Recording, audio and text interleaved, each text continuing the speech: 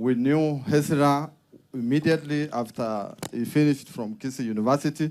They came together as former students of Kisii University and formed the choir known as Christ Adoration Ministries under the leadership of others, including Mr. Lamek Aunko.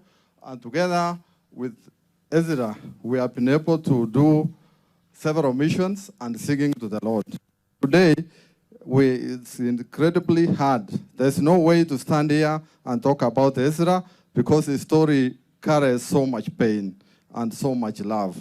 Ezra was a husband. Ezra was a father, a man of faith. And his life reminds us how fragile life can be. Today, we are well. Tomorrow, we are not there. Only 2 years ago, after losing his wife, Ellen, Ezra has been taken by cancer.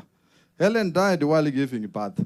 At a moment that should have been filled with celebration and joy, but instead brought deep sorrow. And we gathered here in this same field to say bye to Ellen. And now their 2 young children are left without both parents. This reality breaks our hearts. To Ezra and Aaron's parents, take heart, and to our wood choir, which has stood here once again to say bye to Ezra, be comforted. Ezra and Aaron loved God deeply. They worshiped together. They sang together. They prayed together. And many of us remember them singing in the choir. While Ezra, side by side, while Ezra did good bass, Helen did good soprano, lifting their voices up in praise.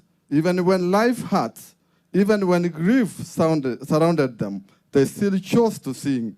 That takes faith. That takes courage.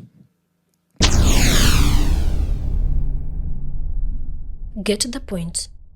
Take a step forward.